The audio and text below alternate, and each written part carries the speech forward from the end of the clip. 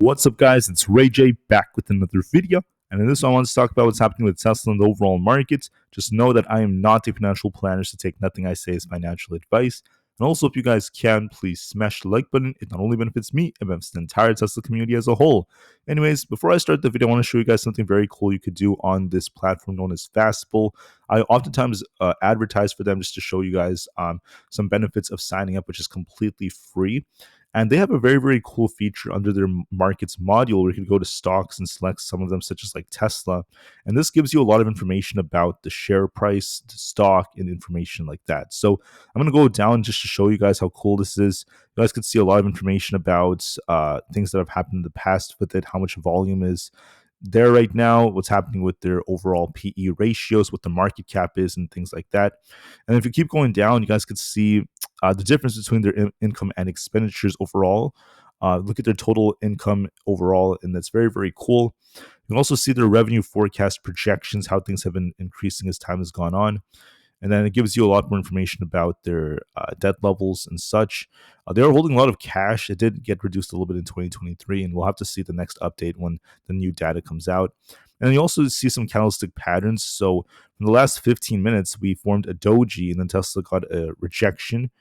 So you guys could see how this gives you real-time updates on how it's looking. But one thing I want to show you that's very cool is I could actually go to the charts, and I can actually view it right over here on the social charts.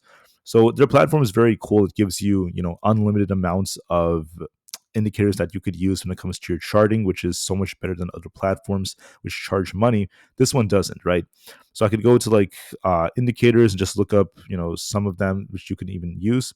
So just like this, we could just confirm like a MACD, and then you guys could just draw this out however you guys want. But looking at Tesla, I'm going to go over some very, very key technical things now, and I'll break down what else is going on here. So I could actually take a trend line just like this on Tesla and then draw it out from at least where Tesla support was from well before. So I think we start from here and we can actually go back. I'll show you guys this in just a second. But as you can see, when you zoom out of Tesla just like this, Tesla has been riding this trend line to the upside for the last couple of years. So it really is significant. And then when you zoom out like this, you guys could see that we have this resistance as well that's been developing on Tesla's chart. So you could look it up like just like this, and that could also create another very, very key area of Tesla. So we might see a lot of consolidation in this range for some time. But I did mention to everyone I was looking at that like 410 area near a key EMAs. That's going to be very key for the way this ends up moving. So I'd be recommending to look at more EMAs from here. But one cool thing I could really do on this platform is I could click on share, and then I could actually share a link with you guys. I'm going to copy and paste my link and share it with you in just a couple of minutes. I'll put it in the description, so hopefully you guys could actually see my charts, and just let me know what you guys think about it. That could be very useful for a lot of people. But anyways, I'm going to now go back and talk about what's happening with the broader markets. I have this chart on Tesla. So we want to see Tesla try to hold 410. If we can't do that, there's going to be a risk of another rejection right over here on its 4-hour time frame, as there's technically a downtrend like pattern that's developing. If Tesla could reclaim the 420 area near the 20 EMA, this could attempt to rebound for 425 and above to fill the gap at 432. You guys can see it right over here. There's this gap to fill. So if we can't reclaim 425, it's not going to be a good sign.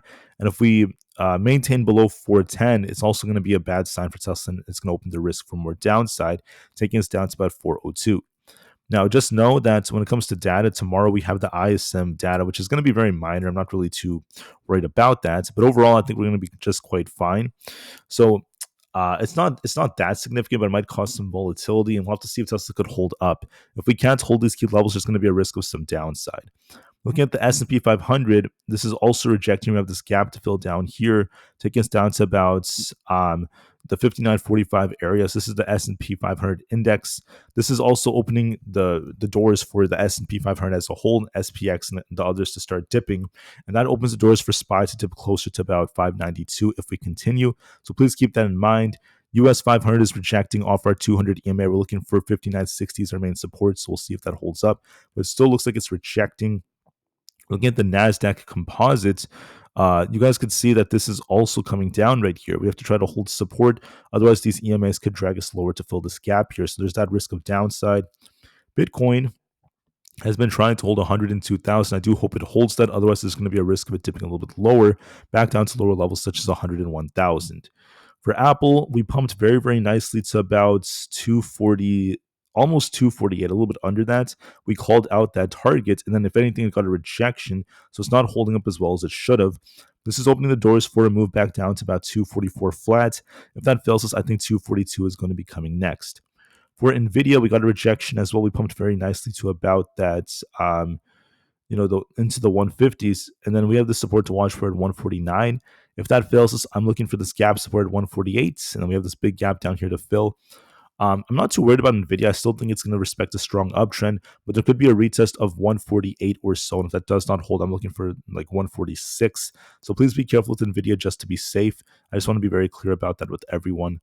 For Amazon, we're pumping very well. We're trying to hold above 228. If we don't hold that, we might just consolidate.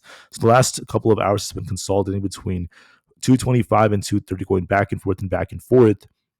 If we break 230, we remain a lot more bullish, and if we reject, we're dipping back down. So you have to give this some time to develop. For Netflix, we're on a bit of a downtrend. We're going to be looking at the support around this 870 area. We were not able to hold up compared to the other markets out there, so it's not really a surprise. And there is going to be a risk of more downside if that does not end up bouncing. So, in my personal opinion, I think that there's going to be a risk of this trying to reclaim 880, but there is a downtrend on this. So even if it does bounce, it could continue to fall. For others out there, such as Meta is also trying to push a little bit higher right here. We're looking at this resistance at this 632 area. We'll have to see if we could break past that or not, so make sure you watch that very closely. But we're doing a pretty good job so far at holding up. I want to see if we could hold above 630. If not, this is going to be at risk of rejecting. So look for more potential upside as we're holding up quite well. For coin, we're going to be testing 294. If that breaks, we're looking for 300 as our target. If we can't break that, there's going to be a risk of us coming back down. I think that we're going to be, because we have not been able to break past 294, this could be retesting like 285 or below, so just keep that in mind. For others out there, we have Palantir. Palantir is technically just range bound. There is that possible cup and handle we were talking about, but the problem is we have to try to hold 74 to 75. If we don't do that, there's going to be a risk of us dipping to 72. And then Rivian is also rejecting here. We're looking at the support at 15.5. If that fails us, we're going to be dipping back down to the 14.5 area. And we'll have to see how it goes. Anyways, that is it for my updates. Unfortunately, Tesla's showing weakness. If we can't hold above 410, we're looking for 402, then eventually 394 is our targets looking at this trend line. So please keep that in mind. Anyways, I'll share the link to see this real quick, and I'll see you guys very soon in the next one. I thank you all so much for listening. Have a good rest of your day, and peace out.